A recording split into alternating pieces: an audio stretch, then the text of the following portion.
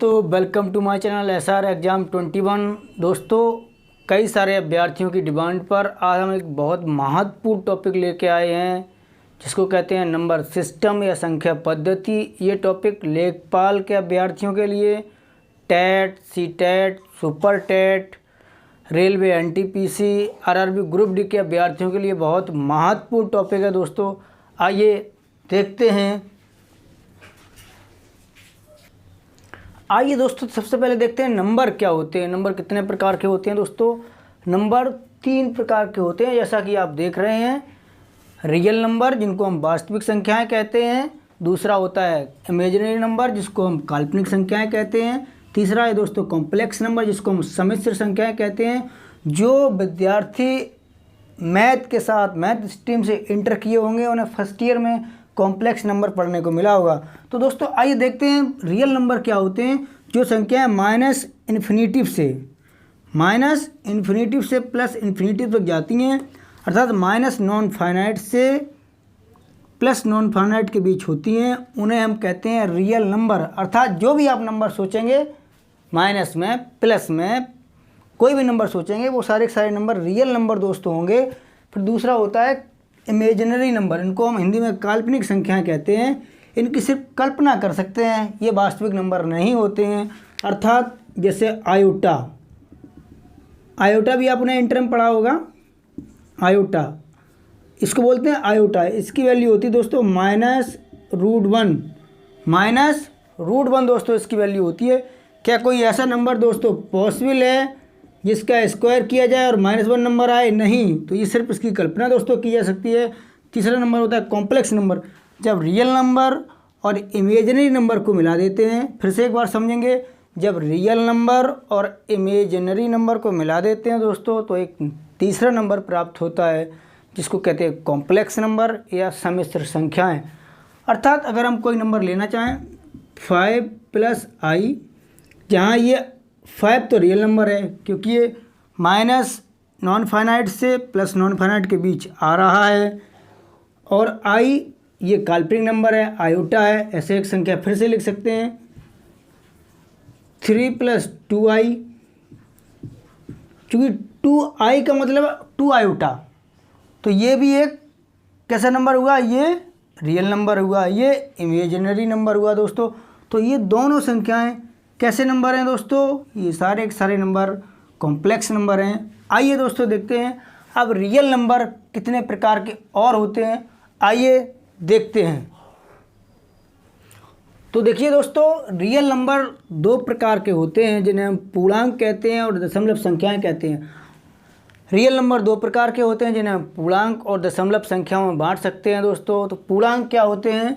जो number minus non finite से 0 होते हुए प्लस नॉन फाइनाइट तक जाता है, उसे हम पूर्णांक कहते हैं। आप कहेंगे सर ये तो रियल नंबर है। हाँ, यही तो रियल नंबर है दोस्तों, चूँकि रियल नंबर का ये पार्ट है। ये दोस्तों 3 प्रकार के होते हैं। पहला होता है धनात्मक पूर्णांक, इसको हम पॉजिटिव इंटीजर बोलते हैं। शॉर्ट में लिख दे रहे हैं दोस्तों, इंटीजर की स्पेलिंग ये लिखी हुई है यहाँ पे, ये इंटीजर। ये ऐसी संख्याएं जो प्लस में चलती हैं, जो काउंटिंग में चलती है। जैसे काउंटिंग आपसे की जाए 1 2 3 4 5, माइनस में तो नहीं करेंगे, प्लस में ही दोस्तों करेंगे। तो जो संख्याएं काउंटिंग में चलती हैं, अर्थात जो 1 से स्टार्ट होती हैं और नॉन फाइनाइट तक जाती हैं, ऐसी संख्याओं में आता है +1 2 3 ... नॉन फाइनाइट तक जाएंगे। दूसरा होता है 0 इंटीजर या शून्य पूर्णांक। दोस्तों जो शून्य पूर्णांक होता है, उसमें सिर्फ एक ही नंबर आता है, वो होता है 0। और दोस्तों जो तीसरा नंबर होता है, वो होता है ऋणात्मक पूर्णांक। ऋणात्मक पूर्णांक होता है दोस्तों, तो इसको बोलते हैं नेगेटिव इंटीजर। नेगेटिव इंटीजर को हम शॉर्ट में लिख देते हैं दोस्तों, टी आएगा यहाँ पे, इंटीजर। तो जो संख्या माइनस से शुरू होती हैं, अर्थात जिन्हें हम संख्या रेखा पर दर्शा सकते हैं, अर्थात जिन संख्याओं को हम संख्या रेखा पर दर्शा सकते हैं, उन्हें हम पूर्णांक कहते हैं, क्योंकि ये नंबर धनात्मक भी होते हैं, शून्य होता है और ऋणात्मक होता है। अर्थात इनका जो क्रम होगा वो -1 -2 -3 -4 dot dot minus non finite तक होगा। अब संख्या रेखा पर दर्शाने का मतलब दोस्तों ये है, क्लास 8th और 9th में हम एक कॉन्सेप्ट पढ़ा करते थे कि -2 -3 -4 प्लस -2 से +8 तक संख्याओं को संख्या रेखा पर दर्शाइए। तो इसके लिए हम दोस्तों करते क्या थे, एक हम ऐसी लाइन खींचते थे और उसमें एक हम पॉइंट लेते थे, न्यूट्रल पॉइंट, जिसको हम 0 बोलते थे।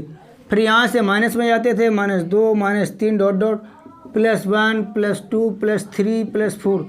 तो ये सारे नंबर दोस्तों पूर्णांक होते थे या रियल नंबर होते थे। तो आप इसका कॉन्सेप्ट बिल्कुल समझ गए होंगे दोस्तों।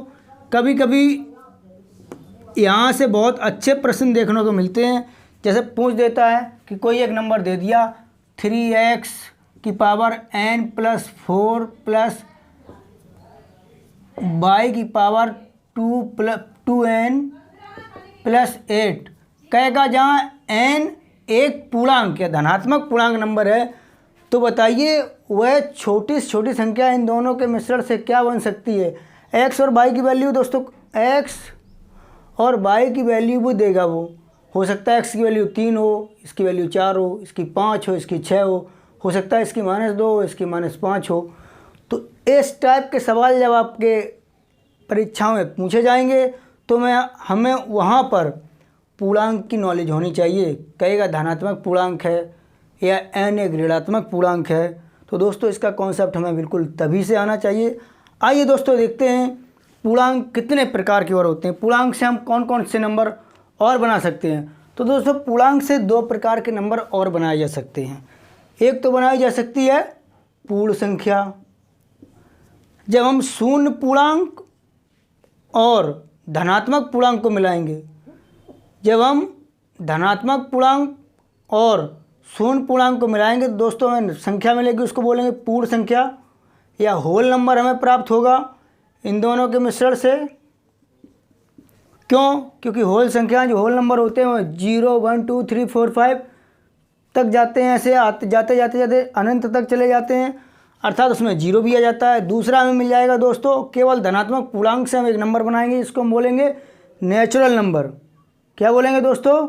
नेचुरल नंबर दोस्तों बोलेंगे, क्योंकि नेचुरल नंबर हमारा 1 से स्टार्ट होता है, 1 2 3 4 5 6 7 dot dot dot dot dot dot plus non finite तक जाता है। आइए दोस्तों देखते हैं कि पूर्णांक से हम कौन कौन से नंबर का निर्माण कर सकते हैं, दशमलव इसके बाद देखेंगे। आइए दोस्तों देखते हैं। आइए दोस्तों देखते हैं पूर्ण संख्याएं क्या होती हैं और नेचुरल नंबर क्या होते हैं। जैसा कि अभी हमने आपको बताया था कि पूर्ण संख्याओं से 2 प्रकार की संख्याओं का निर्माण कर सकते हैं, फॉर्मेशन कर सकते हैं। फर्स्ट नेचुरल नंबर, ये पॉजिटिव इंटीजर से बनते हैं, और दूसरा होता है होल नंबर, ये 0 इंटीजर प्लस पॉजिटिव इंटीजर के मिलने से बनते हैं दोस्तों। तो इन दोनों को जब मिलाएंगे तो हमें एक नया नंबर मिलेगा, जिसको हम बोलेंगे होल नंबर या पूर्ण संख्याएं दोस्तों। आइए दोस्तों देखते हैं होल नंबर क्या होते हैं।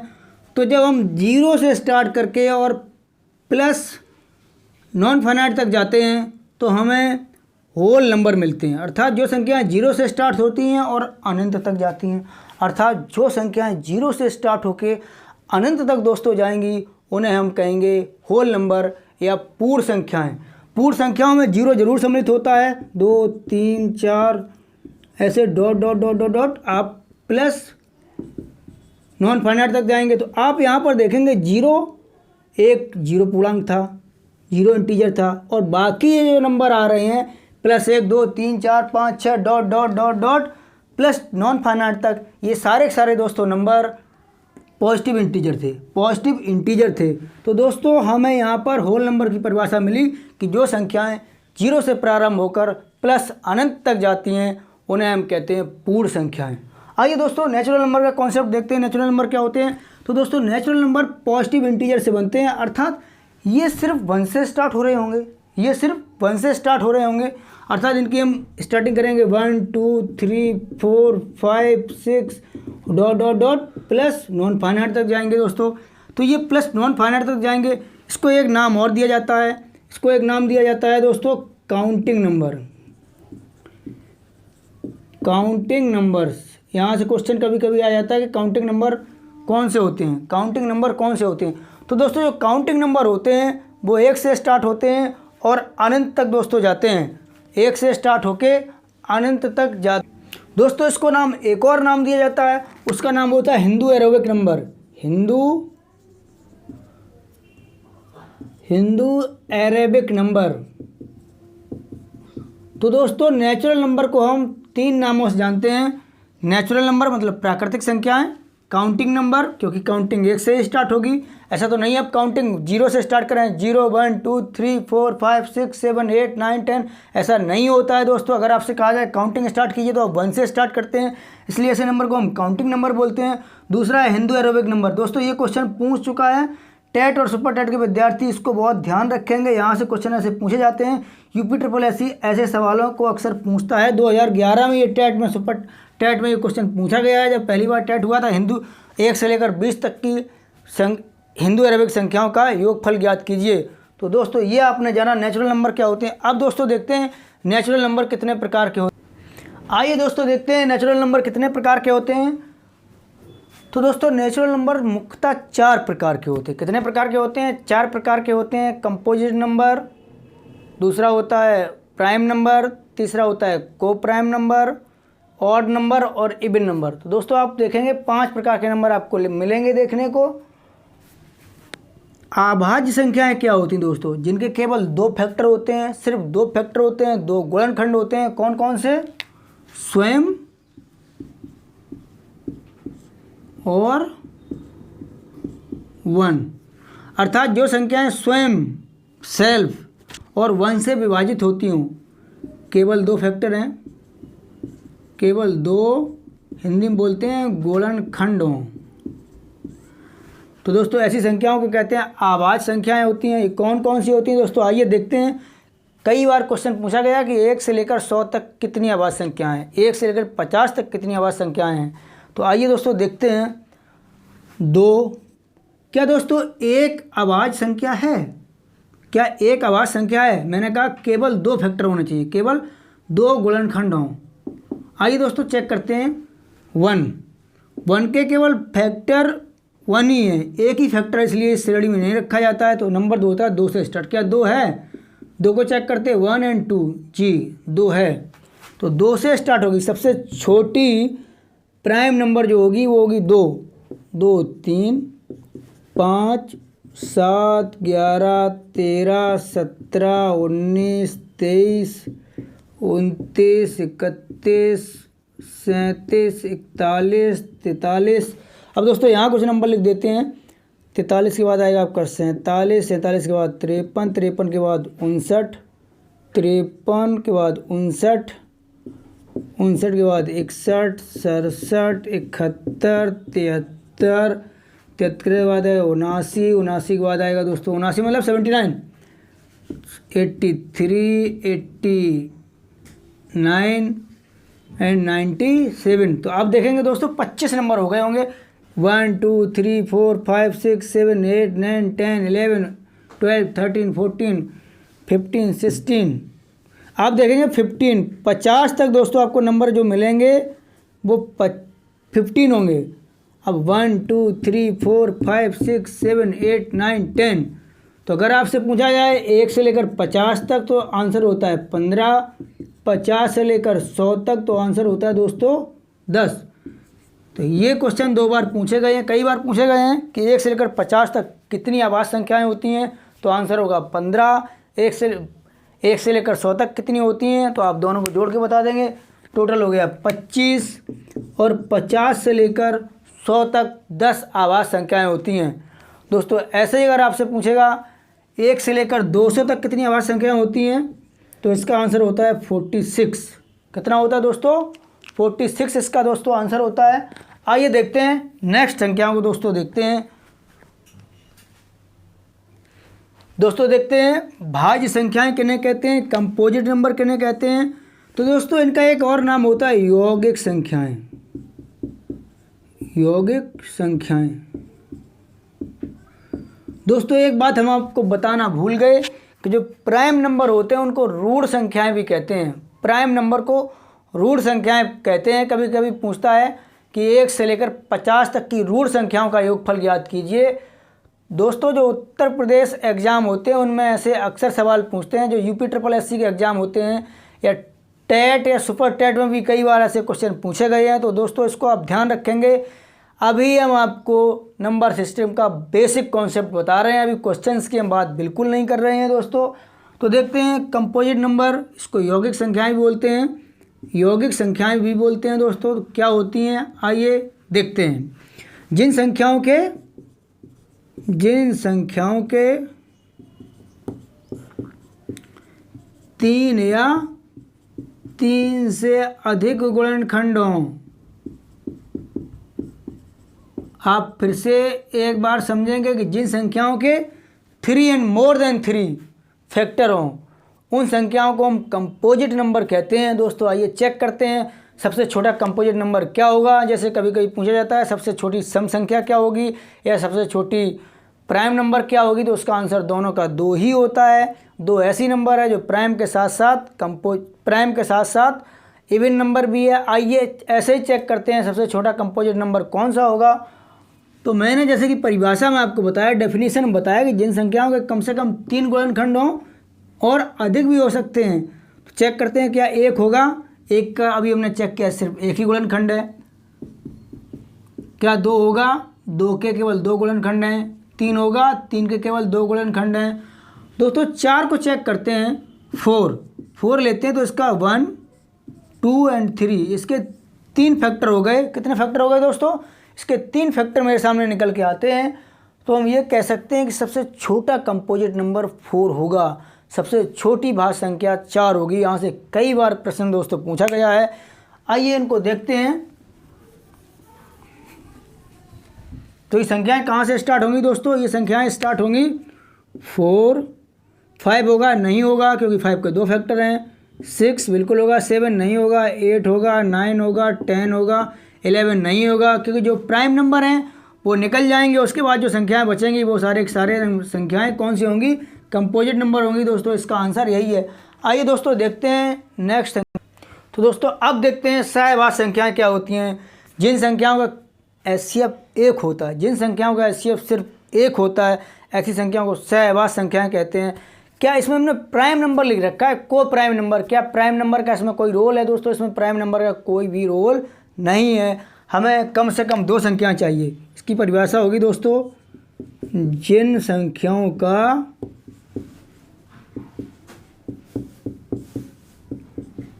HCF 1 होता है। कोई भी नंबर आप दोस्तों ले लो, 5, 6 ले सकते हो, 10, 11 ले सकते हो। कोई भी 2 लगातार नंबर दोस्तों लिए जाएंगे वो प्राइम नंबर ही प्राइम नंबर ही होंगे, चाहे उसमें प्राइम संख्या हो अथवा ना हो। हम आपसे पूछें क्या 15 और 17 प्राइम नंबर होंगे दोस्तों? बिल्कुल होंगे क्योंकि इनका HCF 1 हो रहा है। आपसे पूछा जाए 19 और 100 बिल्कुल होंगे दोस्तों। तो आप देख रहे हैं किसी में प्राइम नंबर है, किसी में प्राइम नंबर नहीं है, फिर भी संख्याओं का जो पेयर है दोस्तों वो को प्राइम नंबर है। तो अभी आपने दोस्तों समझा को प्राइम नंबर। इसका LCM HCF में बहुत बड़ा महत्व है दोस्तों। अभी आपको ये लग रहा होगा कि ये बहुत छोटी बात है, परंतु वहाँ आपको एक बहुत बड़े रोल के रूप में ये दिखाई देगा, वहाँ बहुत बड़ा रोल प्ले करेगा। आइए दोस्तों देखते हैं नेक्स्ट संख्या, सम और विषम संख्याएँ। ये संख्याएँ सभी अभ्यर्थी। तो दोस्तों जो संख्याएं 2 से विभाजित होती हैं उन्हें सम संख्याएं कहते हैं। दोस्तों जो संख्याएं 1 से स्टार्ट होकर 2 के गैप पर जाती हैं उन्हें विषम संख्याएं कहते हैं। तो इनका कॉन्सेप्ट आप बिल्कुल बखूबी पहले से ही जानते होंगे, इसको बताने की आवश्यकता नहीं। फिर भी दोस्तों हम आपको एक शॉर्ट में इसका एक रिव्यू करा दे रहे हैं। सम संख्याएँ दोस्तों वो होती हैं जो 2 से विभाजित होती हैं। क्या 1 इसमें आएगा? नहीं आएगा। तो स्टार्टिंग इसकी होगी 2 से, क्योंकि 2, 4, 6, 8, 10 डॉट डॉट डॉट ऐसे चली जाएंगी। जो 2 से डिवाइड होती जाएंगी उन्हें हम सम संख्याएं कहेंगे। विषम संख्याओं की बात करते हैं। 1 से प्रारंभ होकर 2 के अंतर पर जाती हैं। तो ये 1 होगा पहले, फिर 3 होगा, फिर 5 होगा, 7 होगा, 9, 11, 13, 15, 17 dot dot plus non finite तक जाएंगी दोस्तों। तो ये आपने कॉन्सेप्ट जाना कि सम संख्याएं क्या होती हैं, विषम संख्याएं क्या होती हैं, नेचुरल संख्याएं क्या होती हैं, नेचुरल नंबर क्या होते हैं, होल नंबर क्या होते हैं। प्राइम नंबर क्या होते हैं, को प्राइम नंबर क्या होते हैं। दोस्तों आपने सारे कॉन्सेप्ट को जाना, पूर्ण संख्याएं क्या होती हैं, रियल नंबर क्या होते हैं, कॉम्प्लेक्स नंबर क्या होते हैं और इमेजिनरी नंबर क्या होते हैं। आइए दोस्तों, अब हमने रियल नंबर को 2 पार्ट में डिवाइड किया था। एक तो पूर्णांक था जिसको हम बोलते हैं इंटीजर्स, और दूसरा था डेसिमल नंबर्स। आइए दोस्तों हम अब बात करते हैं डेसिमल नंबर्स की। आइए दोस्तों देखते हैं डेसिमल नंबर कितने प्रकार के होते हैं। दोस्तों डेसिमल नंबर 3 प्रकार के होते हैं। मुख्यतः ये 2 प्रकार के होते हैं और एक को हम 2 भागों में और बांट सकते हैं, तो ये 3 प्रकार के बन जाते हैं। दोस्तों मुख्यतः डेसिमल नंबर 2 प्रकार के होते हैं, जिनको शांत दशमलव संख्याएं बोलते हैं। शांत दशमलव संख्याएं बोलते हैं, अर्थात इसको बोलते हैं इंग्लिश में टर्मिनेटिंग डेसिमल नंबर। क्या होते हैं दोस्तों टर्मिनेटिंग डेसिमल नंबर, आइए इनको जानते हैं। जो संख्याएं पूर्णतः कट जाएं, जो संख्याएं पूर्णतः कट जाएं परंतु उसमें दशमलव होना अनिवार्य है। डेसिमल का मतलब है जो संख्याएं 10 या 10 की घात के रूप में हों, 10 या 10 की घात के रूप में हों। जैसे मान लीजिए हमने कोई यहाँ पर एक नंबर लिखा, यहाँ लिख दिया हमने 6/10, दूसरा लिख दिया 5/10⁻², फिर लिख दिया हमने 3/10⁻3। तो आप देख रहे हैं ये संख्याएं किसकी फॉर्म में है, 10 की पावर की फॉर्म में है, अर्थात जिनके हर में 10 या 10 का पावर होना अनिवार्य है, 10 या 10 की घातों का पावर होना अनिवार्य है। ऐसी संख्याओं को बोलते हैं हम दशमलव संख्याएं, डेसिमल नंबर। दोस्तों आइए हम देखते हैं शांत दशमलव संख्याएं क्या होती हैं। जो संख्याएं दशमलव के बाद पूर्णतः कट जाएं, शांत हो जाएं। जैसे मान लीजिए आप एक एग्जांपल ले सकते हैं, हम यहाँ पर एग्जांपल दोस्तों लिख रहे हैं, अभी इसको क्लियर नहीं कर रहे हैं। मान लीजिए आपने दोस्तों एक नंबर लिया आपने 30 में आपने 4 का डिवाइड किया, आप पाएंगे तो यहाँ 7.5 आएगा। क्या दोस्तों 5 के बाद कोई नंबर आएगा? आप देखेंगे 5 के बाद कोई नंबर नहीं आ गया, अर्थात दशमलव के बाद जो संख्या थी वो शांत हो गई। ऐसी संख्याओं को शांत दशमलव संख्याएं कहते हैं। ऐसे आप दूसरा एग्जांपल ले सकते हैं, 4 ये ले सकते हैं आप दोस्तों। ऐसे 5 में जब 4 का डिवाइड करेंगे तो कितना आएगा, 1 आप देखेंगे 25 आएगा। इसके बाद कोई नंबर नहीं आएगा, तो ये भी दशमलव के बाद जो संख्या थी वो शांत हो गई। अशांत तो नहीं रही, ये भड़क नहीं रही है, इसलिए इसको बोलेंगे शांत। और जो दशमलव के बाद संख्याएं शांत नहीं होंगी वो लगातार चलती जाएंगी। हो सकता है वो रिकरिंग करें, हो सकता है वो रिकरिंग ना करें दोस्तों। तो ये सारे एग्जाम्पल होते हैं शांत दशमलव संख्याओं के या टर्मिनेटिंग डेसिमल के। दोस्तों आइए देखते हैं इसमें कौन कौन से एग्जाम्पल आएंगे। तो दोस्तों आप देखेंगे ऐसे कोई एग्जाम्पल आप लिख सकते हैं जो दशमलव के बाद पूर्णतः समाप्त संख्याएं हो जाएं, उनके आगे कोई संख्या ना जाए दोस्तों, इन्हें बोलेंगे शांत दशमलव संख्याएं। दोस्तों क्या हम इन्हें P/Q के फॉर्म में लिख सकते हैं? आप देखेंगे इनको हम दोस्तों P/Q के फॉर्म में फॉर्मेशन कर सकते हैं इनकी दोस्तों। तो आपने दोस्तों देखा इनको हम P/Q के फॉर्म में लिख सकते हैं। इनके एग्जांपल ये हैं, जब आप इसका डेसिमल रिमूव करेंगे तो नीचे या हर में आप उतने ही नंबर लाएंगे जितने इनके बाद डेसिमल होगा। जैसे आपने नंबर लिया 1.25, इसका आप डेसिमल हटाएंगे तो यहाँ पर 100 आएगा, सही P/Q के फॉर्म में नंबर लिखा गया दोस्तों। तो ये सारे नंबर हम P/Q के फॉर्म में लिख सकते हैं। आइए दोस्तों देखते हैं, अब देखते हैं हम इनका दूसरा पार्ट। ये तो शांत दशमलव संख्याएं थी जिसको हमने टर्मिनेटिंग डेसिमल था, इनको हमने पूर्णतः जान लिया, ये P/Q के फॉर्म में लिख सकती हैं। और इनके एग्जाम्पल भी हमने देखे और ये भी देखा कि दशमलव के बाद ये संख्या पूर्णतः समाप्त हो जाती हैं, इनके बाद कोई नंबर नहीं आता है, अर्थात ये पूरे नंबर कट जाते हैं, परंतु दशमलव के बाद कटते हैं दोस्तों। आइए दोस्तों देखते हैं नेक्स्ट क्वेश्चन को। अशांत दशमलव संख्याएँ क्या होती हैं? ये 2 भागों में दोस्तों बांटी जाती हैं। अशांत का मतलब होता है दशमलव के बाद लगातार अपने अंकों के, हो सकता है ये दोहराएं ना भी दोहराएं परंतु आती रहती हैं, पूर्णतः ये नंबर कटते नहीं हैं दोस्तों।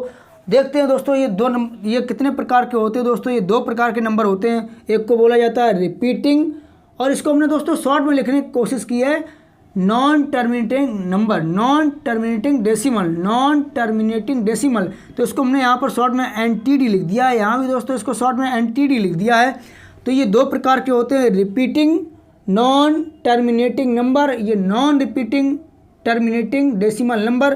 तो दोस्तों इसको एक नाम और दिया जाता है रिकरिंग नंबर, इसको एक नाम और देते हैं रिकरिंग नंबर। दोस्तों ये रिकरिंग नंबर क्या होते हैं? जो दशमलव के बाद अपने अंकों को बार बार दोहराते हैं परंतु पूर्णतः समाप्त नहीं होते हैं। जैसे हम कोई एग्जाम्पल ले सकते हैं 3 डॉट डॉट डॉट डॉट ऐसे आप जाएंगे।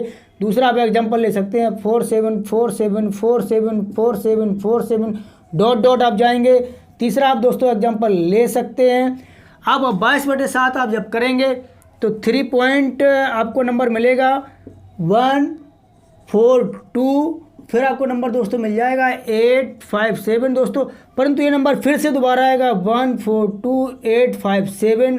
तो दोस्तों आप देख रहे हैं ये रिकरिंग इतने नंबर की हो रही है, फिर इसके बाद इतने नंबर की रिकरिंग हो रही है, लगातार ये भी नंबर रिकरिंग करेगा दोस्तों। तो ये सारे नंबर वो नंबर हैं जिन्हें हम रिकरिंग नंबर बोलते हैं दोस्तों। इन नंबर को हम, क्योंकि ये बार बार आ रहे हैं, इनको हम बार लगा के भी लिख सकते हैं, अर्थात ऐसे नंबर को भी क्या हम P/Q के फॉर्म में लिख सकते हैं दोस्तों। इसका एग्जांपल लेते हैं। मान लीजिए आपने एक नंबर ले लिया 1.33, तो क्या है 1.3 का बार लिख सकते हैं, बिल्कुल लिख सकते हैं। इस नंबर को हम ऐसे भी लिख सकते हैं 3.9। आप देखेंगे ये नंबर 12/9 लिखा जा सकता है, ये भी P/Q की फॉर्म में लिखा गया। तो दोस्तों हम इस नंबर को भी P/Q के फॉर्म में लिख सकते हैं। तो आपने अभी जाना रिपीटिंग नॉन टर्मिनेटिंग डेसिमल, अर्थात इसको रिकरिंग नंबर भी बोलते हैं दोस्तों। इसके आपने एग्जाम्पल देखे। इन संख्याओं को हम बार के फॉर्म में भी लिख सकते हैं। ये संख्या दोस्तों ऐसे भी लिखी जा सकती है 1.33, इसको लिख सकते हैं 1.47 का बार, इसको लिख सकते हैं 1.13.14287 का बार। तो दोस्तों इसको आप ऐसे लिख सकते हैं। आइए दोस्तों देखते हैं non repeating non terminating decimal क्या होते हैं। वे संख्याएं जो दशमलव के बाद शांत तो नहीं होती परंतु अपने अंकों को भी नहीं दोहराती। वे संख्याएं जो शांत भी नहीं होती हैं परंतु दशमलव के बाद अपने अंकों को भी नहीं दोहराती। जैसे आपने मान लिया एक कोई नंबर लिया पाई दोस्तों, पाई जब आपने नंबर लिया तो इसकी वैल्यू आपको मिली 14। क्या इसकी ये रियल वैल्यू है? हाँ दोस्तों ये रियल वैल्यू, परंतु इसकी पूर्णता वैल्यू ये नहीं है। इसके बाद निकाल के छोड़ दिया गया। आपने एक नंबर ले लिया दोस्तों, एक नया नंबर दोस्तों आपने ले लिया। मान लीजिए आपने एक नंबर ले लिया √3, तो आप इसकी वैल्यू देखेंगे 1.32। क्या इसकी किसी भी नंबर की रिपीटिशन हो रही? नहीं, इसमें भी नहीं हो रही। तो ये भी दशमलव के बाद लगातार चलती रहेगी। आपने एक नंबर ले लिया √2, तो दोस्तों आप पाएंगे 1.4142 डॉट डॉट डॉट। क्या इसने रिपीटिशन किया? नहीं किया दोस्तों। तो ये नंबर वो होते हैं जिन्हें बोलते हैं non repeating non terminating decimal, अर्थात ऐसे नंबर जो अपने अंकों को दोहराते भी नहीं हैं परंतु शांत भी नहीं होते हैं। तो ये दोस्तों कॉन्सेप्ट था संख्या पद्धति में संख्याओं का अर्थात रियल नंबर का। अभी दोस्तों 2 नंबर और बचे हुए हैं। हमने आपको यहाँ पर बताया ये संख्या P/Q के फॉर्म में लिखी जा सकती हैं, ये संख्या भी P/Q के फॉर्म में लिखी जा सकती हैं, परंतु इन्हें आप P/Q के फॉर्म में नहीं लिख सकते हैं। तो यहाँ पर एक कॉन्सेप्ट और निकल के दोस्तों आता है कि जो संख्या P/Q के फॉर्म में लिखी जा सकती हैं वो संख्याएं कौन सी होती हैं। आइए देखते हैं दोस्तों। तो दोस्तों आइए दोस्तों देखते हैं, हमने डेसिमल से एक नए कॉन्सेप्ट को इजाद किया, नए कॉन्सेप्ट, वहाँ से एक नया कॉन्सेप्ट निकला है। वो कॉन्सेप्ट कौन सा है? P/Q के फॉर्म वाला। आपने 2 नंबर शांत और अशांत में देखा था। एक तो शांत दशमलव संख्याएं थी उन्हें हम P/Q के फॉर्म में लिख सकते थे, और अशांत में वो संख्याएं जो रिकरिंग के फॉर्म में थी उन्हें भी हम P/Q के फॉर्म में लिख सकते थे। परंतु जो नॉन टर्मिनेटिंग दोस्तों ऐसी संख्या जो लास्ट में आपने देखी थी जिसका नाम था non repeating non terminating decimal, वो नंबर दोस्तों P/Q के फॉर्म में नहीं लिखा जा सकता था। तो यहाँ से एक नया कॉन्सेप्ट आया मेरे सामने और वो आया परमेय संख्याओं का। तो परमेय संख्याएं दोस्तों वो होती हैं जिन्हें P/Q के फॉर्म में लिख सकते हैं, अर्थात जो नंबर जो P/Q के रूप में लिखी जा सकती हैं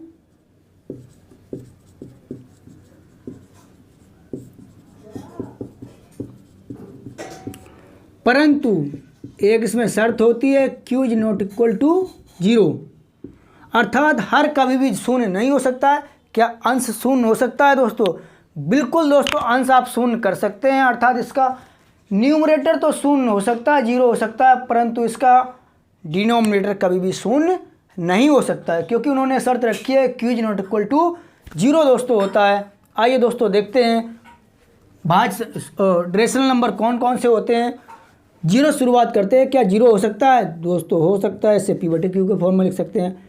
22/7 हो सकता है दोस्तों, हो सकता है, क्योंकि P/Q के फॉर्म में ऑलरेडी लिखा हुआ है।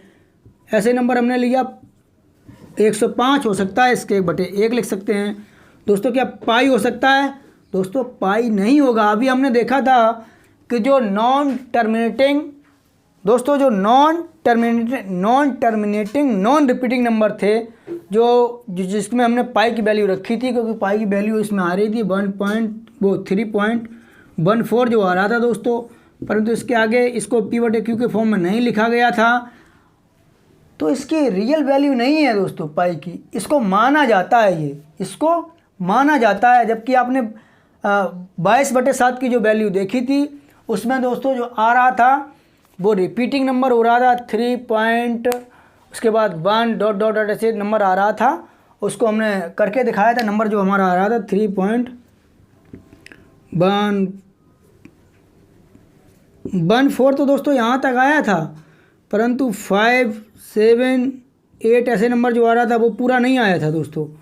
तो आप देखेंगे ये पाई की वैल्यू दोस्तों थी, वो P/Q के फॉर्म में नहीं लिखी गई थी, इसलिए पाई इसमें नहीं आता है दोस्तों। पाई फिर किस में आएगा? पाई इसमें आएगा, क्योंकि ये P/Q के फॉर्म में नहीं लिखी जाएंगी। और संख्या दोस्तों रिकरिंग नंबर आएंगे या बार वाले नंबर आएंगे। और कौन सी संख्याएं आएंगी जिनका पूर्णतः वर्गमूल निकाला जा सके, जैसे √256 है, √9 है और √64 है। तो ये सारी संख्याएं दोस्तों क्या होंगी? रेशनल नंबर होंगे। ये दोस्तों संख्याएं होंगी, परमेय संख्याएं होंगी। ये परमेय संख्याओं का एग्जाम्पल हैं दोस्तों। यहाँ से कई बार क्वेश्चन आए हैं कि जीरो क्या परमेय संख्या है या नहीं है। आप इसको ध्यान रखेंगे, जीरो एक परमेय संख्या है, परंतु आपसे पूछा जाए 1/0 परमेय संख्या है दोस्तों, ये नहीं है, क्योंकि इसका हर जीरो हो गया, क्योंकि हर जीरो नहीं हो गया, होना चाहिए। आइए दोस्तों देखते हैं नेक्स्ट संख्या कौन सी हो सकती है। जैसा कि दोस्तों हमने आपको बताया था, इरेशनल नंबर वो होते हैं या परमेय संख्याएं वो होती हैं जिन्हें P/Q के फॉर्म में नहीं लिखा जा सकता है। और थोड़ी देर पहले हमने जब अशांत दशमलव के बारे में जाना था, अशांत दशमलव में हमने जाना था non repeating non terminating decimal के बारे में जाना था। तो दोस्तों ये नंबर जो था, तो दोस्तों इसके एग्जाम्पल देखते हैं। इसके एग्जाम्पल हम कह सकते हैं non repeating non terminating decimal numbers जो जितने भी थे वो सारे इसके एग्जाम्पल हो जाएंगे। जैसे आप पाई ले सकते हैं दोस्तों, पाई के अलावा √2 ले सकते हैं, √3 ले सकते हैं, √57 ले सकते हैं, √11 ले सकते हैं। ये सारे नंबर दोस्तों P/Q के फॉर्म में नहीं लिखे जाएंगे और यही इसके आंसर होंगे, यही इसके एग्जाम्पल होंगे। तो दोस्तों हमारा वीडियो आपको कैसा लगा? यदि वीडियो आपको पसंद आया हो तो चैनल को लाइक करें, सब्सक्राइब करें। मिलते हैं दोस्तों एक नेक्स्ट और न्यू वीडियो के साथ, तब तक के लिए बाय बाय। वो का नहीं है, एडिट करना पड़ेगा।